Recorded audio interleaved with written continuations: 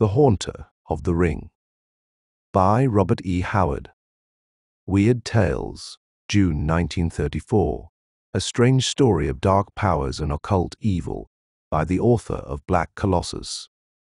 As I entered John Kairouan's study, I was too much engrossed in my own thoughts to notice.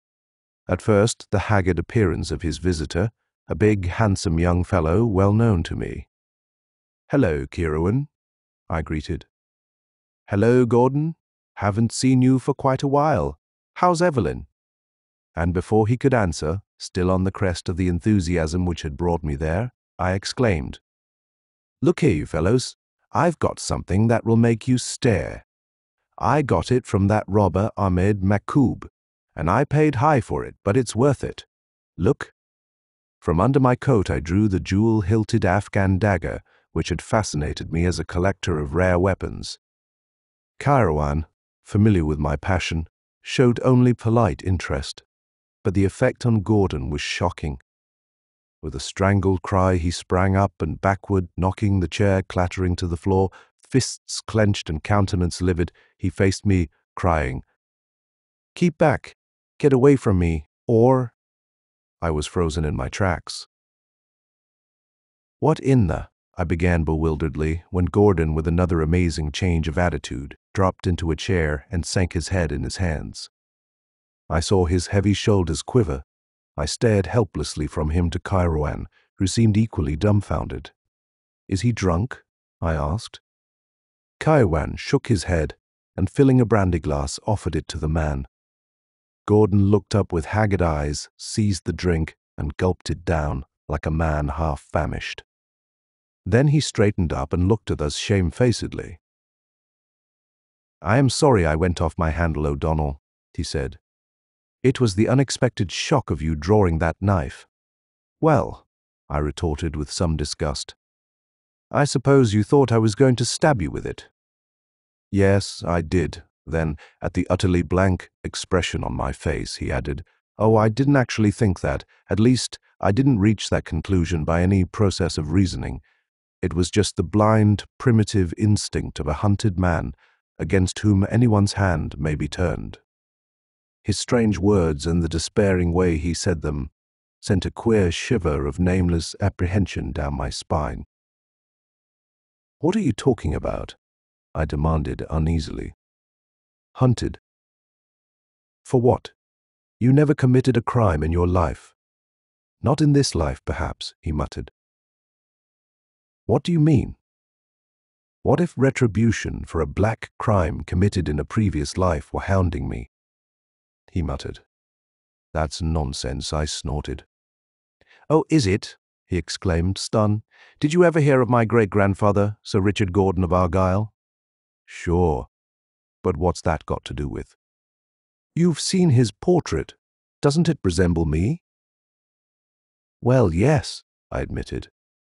"Except that your expression is frank and wholesome, whereas his is crafty and cruel." "He murdered his wife," answered Gordon. "Suppose the theory of reincarnation were true. Why shouldn't a man suffer in one life for a crime committed in another?" "You mean you think you are the reincarnation of your great-grandfather?" "Of all the fantastic, well, since he killed his wife, I suppose you'll be expecting Evelyn to murder you." This last was delivered in searing sarcasm, as I thought of the sweet, gentle girl Gordon had married. His answers stunned me. "My wife," he said slowly, "has tried to kill me 3 times in the past week." There was no reply to that. I glanced helplessly at John Kairouan. He sat in his customary position, chin resting on his strong, slim hands. His white face was immobile, but his dark eyes gleamed with interest. In the silence I heard a clock ticking, like a death watch. "Tell us the full story, Gordon," suggested Kairouan, and his calm, even voice was like a knife that cut a strangling, relieving the unreal tension. "You know we've been married less than a year," Gordon began, plunging into the tale as though he were bursting for utterance. His words stumbled and tripped over one another. "All couples have spats, of course, but we've never had any real quarrels. Evelyn is the best-natured girl in the world. The first thing out of the ordinary occurred about a week ago. We had driven up in the mountains, left the car, and were wandering around picking wild flowers. At last we came to a steep slope, some 30 feet in height, and Evelyn called my attention to the flowers, which grew thickly at the foot. I was looking over the edge and wondering if I could climb down without tearing my clothes to ribbons, when I felt a violent shove from behind that toppled me over. If it had been a sheer cliff, I'd have broken my neck. As it was, I went tumbling down, rolling and sliding, and brought up at the bottom, scratched and bruised, with my garments in rags. I looked up and saw Evelyn staring down, apparently frightened half out of her wits. "Oh, Jim," she cried, "are you hurt? How came you to fall?" It was on the tip of my tongue to tell her that there was such a thing as carrying a joke too far, but these words checked me. I decided that she must have stumbled against me unintentionally, and actually didn't know it was she who precipitated me down the slope, so I laughed it off and went home. She made a great fuss over me, insisted on swapping my scratches with iodine, and lectured me for my carelessness. I hadn't the heart to tell her it was her fault. But 4 days later, the next thing happened. I was walking along our driveway when I saw her coming up it in the automobile. I stepped out on the grass to let her by, as there isn't any curb along the driveway. She was smiling as she approached me, and slowed down the car as if to speak to me. Then, just before she reached me, a most horrible change came over her expression. Without warning, the car leaped at me like a living thing as she drove her foot down on the accelerator. Only a frantic leap backward saved me from being ground under the wheels. The car shot across the lawn and crashed into a tree. I ran to it and found Evelyn dazed and hysterical, but unhurt. She babbled of losing control of the machine. I carried her into the house and sent for Dr. Donnelly. He found nothing seriously wrong with her and attributed her dazed condition to fright and shock. Within half an hour she regained her normal senses, but she's refused to touch the wheel since. Strange to say, she seemed less frightened on her own account than on mine. She seemed vaguely to know that she'd nearly run me down, and grew hysterical again when she spoke of it. Yet she seemed to take it for granted that I knew the machine had got out of her control, but I distinctly saw her wrench the wheel around, and I know she deliberately tried to hit me. Why? God alone knows. Still, I refused to let my mind follow the channel it was getting into. Evelyn had never given any evidence of any psychological weakness or nerves. She's always been a level-headed girl, wholesome and natural. But I began to think she was subject to crazy impulses. Most of us have felt the impulse to leap from tall buildings, and sometimes a person feels a blind, childish, and utterly reasonless urge to harm someone. We pick up a pistol, and the thought suddenly enters our mind how easy it would be to send our friend who sits smiling and unaware into eternity with a touch of the trigger. Of course, we don't do it, but the impulse is there. So I thought perhaps some lack of mental discipline made Evelyn susceptible to these unguided impulses and unable to control them. Nonsense, I broke in. I've known her since she was a baby. If she has any such trait, she's developed it since she married you. It was an unfortunate remark. Gordon caught it up with the despairing gleam in his eyes. That's just it. Since she married me. It's a curse. A black, ghastly curse, crawling like a serpent out of the past. I tell you, I was Richard Gordon and she was Lady Elizabeth, his murdered wife. His voice sank to a blood-freezing whisper. I shuddered. It is an awful thing to look upon the ruin of a keen, clean brain, and such I was certain that I surveyed in James Gordon. Why or how or by what grisly chance it had come about I could not say. But I was certain the man was mad. You spoke of 3 attempts. It was John Kirawan's voice again, calm and stable amid the gathering webs of horror and unreality. Look here. Gordon lifted his arm, drew back the sleeve, and displayed a bandage, the cryptic significance of which was intolerable. I came into the bathroom this morning looking for my razor, he said. I found Evelyn just on the point of using my best shaving implement for some feminine purpose, to cut out a pattern or something. Like many women, she can't seem to realize the difference between a razor and a butcher knife, or a pair of shears. I was a bit irritated and I said, "Evelyn, how many times have I told you not to use my razors for such things? Bring it here, I'll give you my pocket knife." "I am sorry, Jim," she said. "I didn't know it would hurt the razor. Here it is." She was advancing, holding the open razor toward me. I reached for it. Then something warned me.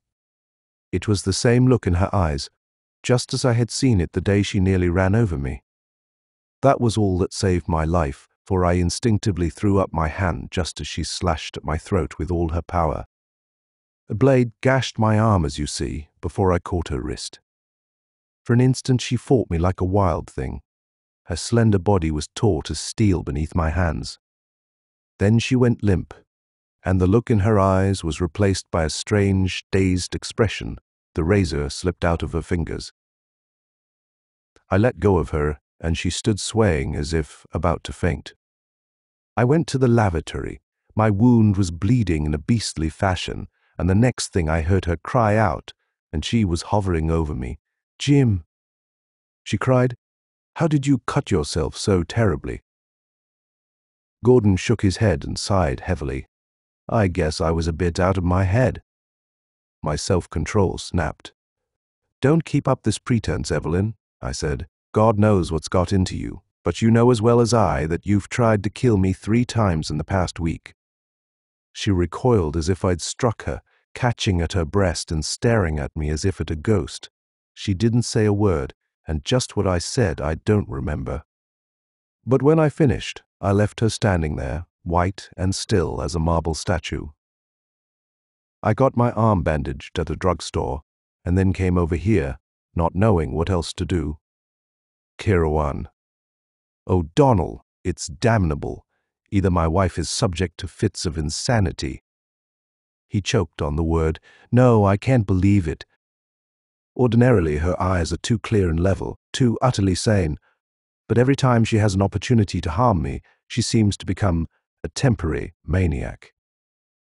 He beat his fists together in his impotence and agony. "But it isn't insanity. I used to work in a psychopathic ward, and I've seen every form of mental unbalance. My wife is not insane." "Then what?" I began, but he turned haggard eyes on me. "Only one alternative remains," he answered. "It is the old curse, from the days when I walked the earth with a heart as black as hell's darkest pits, and did evil in the sight of man and of God. She knows. In fleeting snatches of memory people have seen before, have glimpsed forbidden things, in momentary liftings of the veil which bars life from life. She was Elizabeth Douglas, the ill-fated bride of Richard Gordon, whom he murdered in jealous frenzy, and the vengeance is hers. I shall die by her hands, as it was meant to be, and she—" He bowed his head in his hands. Just a moment, it was Kairoan again. "You have mentioned a strange look in your wife's eyes. What sort of a look was it? Of maniacal frenzy?" Gordon shook his head. "It was an utter blankness. All the life and intelligence simply vanished, leaving her eyes dark wells of emptiness." Kairoan nodded and asked a seemingly irrelevant question. "Have you any enemies?" "Not that I know of." "You forget Joseph Rolock," I said. "I can't imagine that elegant sophisticate going to the trouble of doing you actual harm. But I have an idea that if he could discomfort you without any physical effort on his part, he'd do it with a right good will." Kairoan turned on me an eye that had suddenly become piercing. "And who is this Joseph Rolock?" "A young exquisite who came into Evelyn's life and nearly rushed her off her feet for a while. But in the end she came back to her first love, Gordon here. Rolock took it pretty hard for all his suaveness. There is a streak of violence and passion in the man that might have cropped out but for his infernal indolence and blasé indifference." "Oh, there is nothing to be said against Rolock," interrupted Gordon impatiently. He must know that Evelyn never really loved him. He merely fascinated her temporarily with his romantic Latin air. Not exactly Latin, Jim, I protested. Rolock does look foreign, but it isn't Latin, it's almost Oriental. Well, what has Rolock to do with this matter? Gordon snarled with the irascibility of frayed nerves. He's been as friendly as a man could be since Evelyn and I were married. In fact, only a week ago, he sent her a ring which he said was a peace offering and a belated wedding gift. Said that, after all, her jilting him was a greater misfortune for her than it was for him, the conceited jackass. A ring. Kairouan had suddenly come to life. It was as if something hard and steely had been sounded in him. What sort of a ring? Oh, a fantastic thing, copper, made like a scaly snake coiled 3 times, with its tail in its mouth and yellow jewels for eyes. I gather he picked it up somewhere in Hungary. He has traveled a great deal in Hungary. Gordon looked surprised at this questioning, but answered, Why, apparently the man's traveled everywhere. I put him down as the pampered son of a millionaire. He never did any work, so far as I know. He's a great student, I put in. I've been up to his apartment several times, and I never saw such a collection of books. Gordon leaped to his feet with an oath. Are we all crazy? He cried. I came up here hoping to get some help, and you fellows fall to talking of Joseph Rolock. I'll go to Dr. Donnelly. Wait, Kairouan stretched out a detaining hand. If you don't mind, we'll go over to your house. I'd like to talk to your wife. Gordon dumbly acquiesced. Harried and haunted by grisly forebodings, he knew not which way to turn, and welcomed anything that promised aid. We drove over in his car, and scarcely a word was spoken on the way. Gordon was sunk in moody ruminations, and Kairouan had withdrawn himself into some strange aloof domain of thought beyond my ken. He sat like a statue, his dark, vital eyes staring into space, not blankly, but as one who looks with understanding into some far realm. Though I counted the man as my best friend, I knew but little of his past. He had come into my life as abruptly and unannounced as Joseph Rolock had come into the life of Evelyn Ash. I had met him at the Wanderers' Club, which is composed of the drift of the world, travellers, eccentrics, and all manner of men whose paths lie outside the beaten tracks of life. I had been attracted to him and intrigued by his strange powers and deep knowledge. I vaguely knew that he was the black sheep younger son of a titled Irish family, and that he had walked many strange ways. Gordon's mention of Hungary struck a chord in my memory. One phase of his life Kairouan had once let drop, fragmentarily. I only knew that he had once suffered a bitter grief and a savage wrong, and that it had been in Hungary. But the nature of the episode I did not know. At Gordon's house, Evelyn met us calmly, showing inner agitation only by the over-restraint of her manner. I saw the beseeching look she stole at her husband. She was a slender, soft-spoken girl, whose dark eyes were always vibrant and alight with emotion. That child tried to murder her adored husband. The idea was monstrous. Again, I was convinced that James Gordon himself was deranged. Following Kairouan's lead, we made a pretense of small talk, as if we had casually dropped in, but I felt that Evelyn was not deceived. Our conversation rang false and hollow, and presently Kairouan said, Mrs. Gordon, that is a remarkable ring you are wearing. Do you mind if I look at it? I'll have to give you my hand. She laughed. I've been trying to get it off today, and it won't come off. She held out her slim white hand for Kairouan's inspection, and his face was immobile as he looked at the metal snake that coiled about her slim finger. He did not touch it. I myself was aware of an unaccountable repulsion. There was something almost obscene about that dull, copperish reptile wound about the girl's white finger. It's evil-looking, isn't it? She involuntarily shivered. At first I liked it, but now I can hardly bear to look at it. If I can get it off, I intend to return it to Joseph, Mr. Rolock. Kairouan was about to make some reply when the doorbell rang. Gordon jumped as if shot, and Evelyn rose quickly. "I'll answer it, Jim. I know who it is." She returned an instant later with two more mutual friends, those inseparable cronies. Dr. Donnelly, whose burly body, jovial manner, and booming voice were combined with as keen a brain as any in the profession, and Bill Bain, elderly, lean, wiry, acidly witty. Both were old friends of the Ashe family. Dr. Donnelly had ushered Evelyn into the world, and Bain was always Uncle Bill to her. "Howdy, Jim! Howdy, Mr. Kairouan!" roared Donnelly. "Hey, O'Donnell, have you got any firearms with you? Last time you nearly blew my head off showing me an old flintlock pistol that wasn't supposed to be loaded." Dr. Donnelly. We all turned. Evelyn was standing beside a wide table, holding it as if for support. Her face was white. Our badinage ceased instantly. A sudden tension was in the air. "Dr. Donnelly," she repeated, holding her voice steady by an effort, "I sent for you and Uncle Bill for the same reason for which I know Jim has brought Mr. Kairouan and Michael. There is a matter Jim and I can no longer deal with alone. There is something between us, something black and ghastly and terrible." "What are you talking about, girl?" All the levity was gone from Donnelly's great voice. "My husband," she choked, then went blindly on. "My husband has accused me of trying to murder him." The silence that fell was broken by Bain's sudden and energetic rise. His eyes blazed and his fists quivered. "You young pup!" he shouted at Gordon. "I'll knock the living daylights. Sit down, Bill." Donnelly's huge hand crushed his smaller companion back into his chair. "No use going off half-cocked. Go ahead, honey. We need help. We cannot carry this thing alone." A shadow crossed her comely face. This morning, Jim's arm was badly cut. He said I did it.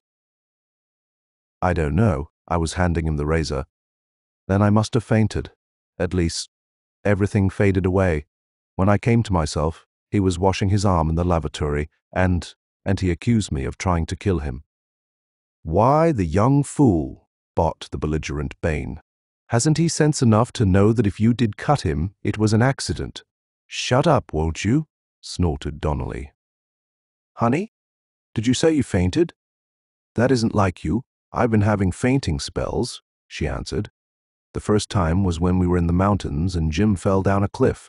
We were standing on the edge, then everything went black, and when my sight cleared, he was rolling down the slope." She shuddered at the recollection. "Then when I lost control of the car and it crashed into the tree, you remember, Jim called you over?" Dr. Donnelly nodded his head ponderously. "I don't remember you ever having fainting spells before, but Jim says I pushed him over the cliff," she cried hysterically. "He says I tried to run him down in the car. He says I purposely slashed him with the razor." Dr. Donnelly turned perplexedly toward the wretched Gordon. "How about it, son?" "God help me," Gordon burst out in agony. "It's true." "Why, you lying hound!" It was Bain who gave tongue, leaping again to his feet. "If you want a divorce, why don't you get it in a decent way instead of resorting to these despicable tactics?" "Damn you!" roared Gordon, lunging up and losing control of himself completely. "If you say that, I'll tear your jugular out!" Evelyn screamed. Donnelly grabbed Bain ponderously and banged him back into his chair with no overly gentle touch, and Kairouan laid a hand lightly on Gordon's shoulder. The man seemed to crumple into himself. He sank back into his chair and held out his hands gropingly toward his wife. "Evelyn," he said, his voice thick with laboring emotion, "you know I love you. I feel like a dog. But God help me, it's true. If we go on this way, I'll be a dead man, and you." "Don't say it," she screamed. "I know you wouldn't lie to me, Jim." "If you say I tried to kill you, I know I did. But I swear, Jim, I didn't do it consciously. Oh, I must be going mad. That's why my dreams have been so wild and terrifying lately." "Of what have you dreamed, Mrs. Gordon?" asked Kairouan gently. She pressed her hands to her temples and stared dully at him, as if only half comprehending. A black thing, she muttered. A horrible, faceless black thing that mows and mumbles and paws over me with apish hands. I dream of it every night, and in the daytime, I try to kill the only man I ever loved. I am going mad. Maybe I am already crazy and don't know it. Calm yourself, honey. To Dr. Donnelly, with all his science, it was only another case of feminine hysteria. His matter-of-fact voice seemed to soothe her, and she sighed and drew a weary hand through her damp locks. "We'll talk this all over, and everything's going to be okay," he said, drawing a thick cigar from his vest pocket. "Give me a match, honey." She began mechanically to feel about the table, and just as mechanically Gordon said, "There are matches in the drawer, Evelyn." She opened the drawer and began groping in it, when suddenly, as if struck by recollection and intuition, Gordon sprang up, white-faced, and shouted, "No, no, don't open that drawer, don't." Even as he voiced that urgent cry, she stiffened, as if at the feel of something in the drawer. Her change of expression held us all frozen. Even Kirawan, the vital intelligence, vanished from her eyes like a blown-out flame, and into them came the look Gordon had described as blank. The term was descriptive. Her beautiful eyes were dark wells of emptiness, as if the soul had been withdrawn from behind them. Her hand came out of the drawer holding a pistol, and she fired point blank. Gordon reeled with a groan and went down, blood starting from his head. For a flashing instant she looked down stupidly at the smoking gun in her hand, like one suddenly waking from a nightmare. Then her wild scream of agony smote our ears. "Oh God, I've killed him, Jim, Jim!" She reached him before any of us, throwing herself on her knees and cradling his bloody head in her arms, while she sobbed in an unbearable passion of horror and anguish. The emptiness was gone from her eyes. They were alive and dilated with grief and terror. I was making toward my prostrate friend with Donnelly and Bain, but Kirawan caught my arm. His face was no longer immobile. His eyes glittered with a controlled savagery. "Leave him to them," he snarled. "We are hunters, not healers." "Lead me to the house of Joseph Rolock." I did not question him. We drove there in Gordon's car. I had the wheel, and something about the grim face of my companion caused me to hurl the machine recklessly through the traffic. I had the sensation of being part of a tragic drama which was hurtling with headlong speed toward a terrible climax. I wrenched the car to a grinding halt at the curb before the building where Rolock lived, in a bizarre apartment high above the city. The very elevator that shot us skyward seemed imbued with something of Kirawan's driving urge for haste. I pointed out Rolock's door, and he cast it open without knocking and shouldered his way in. I was close at his heels. Rolock, in a dressing gown of Chinese silk worked with dragons, was lounging on a divan, puffing quickly at a cigarette. He sat up, overturning a wine glass which stood with a half-filled bottle at his elbow. "Poon Kirawan could speak," I burst out with our news. "James Gordon has been shot." He sprang to his feet. "Shot? When? When did she kill him?" "She?" I glared in bewilderment. "How did you know?" With a steely hand, Kirawan thrust me aside, and as the men faced each other, I saw recognition flare up in Rolock's face. They made a strong contrast. Kirawan tall, pale with some white-hot passion. Rolock, slim, darkly handsome with the Saracenic arch of his slim brows above his black eyes. I realized that whatever else occurred, it lay between those two men. They were not strangers. I could sense like a tangible thing the hate that lay between them. "John Kirawan," softly whispered Rolock. "You remember me, Joseph Rolock." Only an iron control kept Kirawan's voice steady. The other merely stared at him without speaking. "Years ago," said Kirawan more deliberately, "when we delved in the dark mysteries together in Budapest, I saw whither you were drifting. I drew back. I would not descend to the foul depths of forbidden occultism and diabolism to which you sank, and because I would not, you despised me and you robbed me of the only woman I ever loved. You turned her against me by means of your vile arts, and then you degraded and debauched her, sank her into your own foul slime. I had killed you with my hands then, Yosef Rolok, vampire by nature as well as by name that you are. But your arts protected you from physical vengeance, but you have trapped yourself at last. Kairouan's voice rose in fierce exultation. All his cultured restraint had been swept away from him, leaving a primitive, elemental man, raging and gloating over a hated foe. You sought the destruction of James Gordon and his wife, because she unwittingly escaped your snare. You— Rolok shrugged his shoulders and laughed. You are mad. I have not seen the Gordons for weeks. Why blame me for their family troubles? Kairouan snarled. Liar as always. What did you say just now when O'Donnell told you Gordon had been shot? When did she kill him? You were expecting to hear that the girl had killed her husband. Your psychic powers had told you that a climax was close at hand. You were nervously awaiting news of the success of your devilish scheme. But I did not need a slip of your tongue to recognize your handiwork. I knew as soon as I saw the ring on Evelyn Gordon's finger, the ring she could not remove, the ancient and accursed ring of Thoth Amon, handed down by foul cults of sorcerers since the days of forgotten Stygia. I knew that ring was yours, and I knew by what ghastly rights you came to possess it, and I knew its power. Once she put it on her finger. In her innocence and ignorance she was in your power. By your black magic you summoned the black elemental spirit, the haunter of the ring, out of the gulfs of night and the ages. Here in your accursed chamber you performed unspeakable rituals to drive Evelyn Gordon's soul from her body, and to cause that body to be possessed by that godless sprite from outside the human universe. She was too clean and wholesome, a love for her husband too strong, for the fiend to gain complete and permanent possession of her body. Only, for brief instants, could it drive her own spirit into the void and animate her form.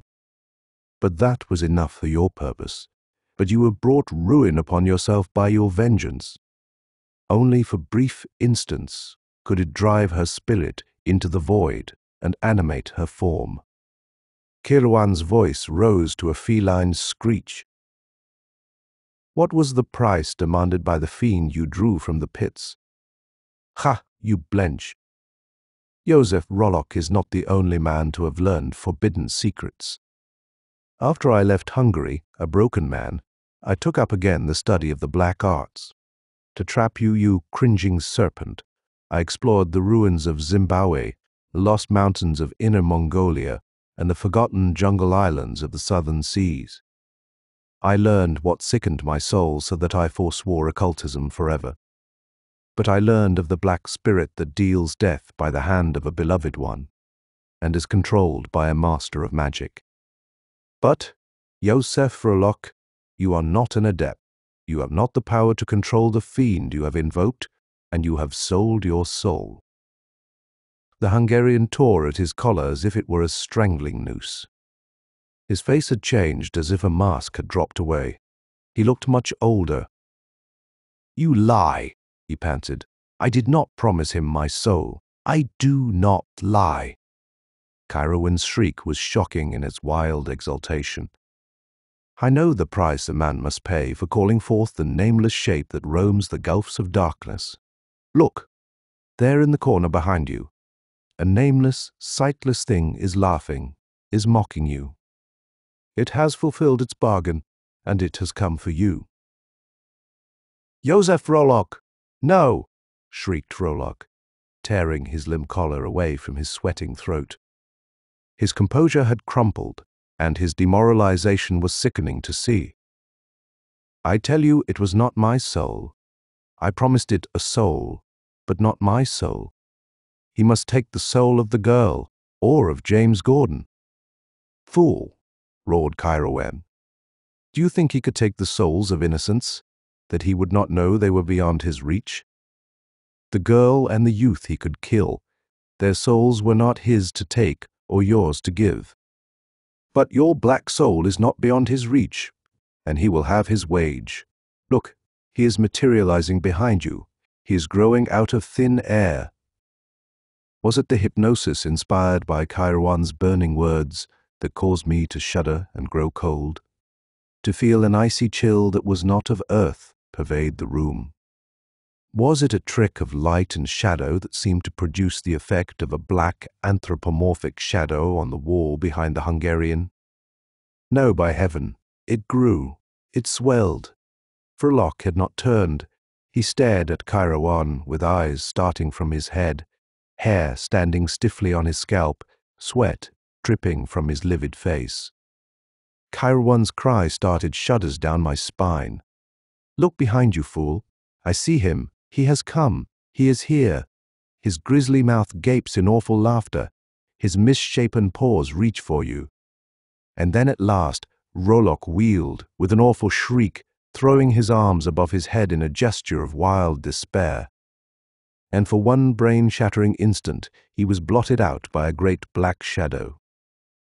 Kairouan grasped my arm, and we fled from that accursed chamber, blind with horror. The same paper which bore a brief item telling of James Gordon having suffered a slight scalp wound by the accidental discharge of a pistol in his home headlined the sudden death of Joseph Verloc, wealthy and eccentric clubman, in his sumptuous apartments, apparently from heart failure. I read it at breakfast, while I drank cup after cup of black coffee, from a hand that was not too steady even after the lapse of a night. Across the table from me, Kairouan likewise seemed to lack appetite. He brooded as if he roamed again through bygone years. Gordon's fantastic theory of reincarnation was wild enough, I said at last. But the actual facts were still more incredible. Tell me, Kairouan, was that last scene the result of hypnosis? Was it the power of your words that made me seem to see a black horror grow out of the air and rip Joseph Verloc's soul from his living body? He shook his head. No human hypnotism would strike that black-hearted devil dead on the floor. No, there are beings outside the ken of common humanity, foul shapes of transcosmic evil. Such a one it was with which Verloc dealt. But how could it claim his soul? I persisted. If indeed such an awful bargain had been struck, it had not fulfilled its part. For James Gordon was not dead, but merely knocked senseless. Verloc did not know it, answered Kairouan. He thought that Gordon was dead, and I convinced him that he himself had been trapped and was doomed. In his demoralization, he fell easy prey to the thing he had called forth. It, of course, was always watching for a moment of weakness on his part. The powers of darkness never deal fairly with human beings. He who traffics with them is always cheated in the end. It's a mad nightmare, I muttered. But it seems to me, then, that you, as much as anything else, brought about Verloc's death. It is gratifying to think so, Kairouan answered. Evelyn Gordon is safe now, and it is a small repayment for what he did to another girl, years ago, and in a far country. End of The Haunter of the Ring by Robert E. Howard.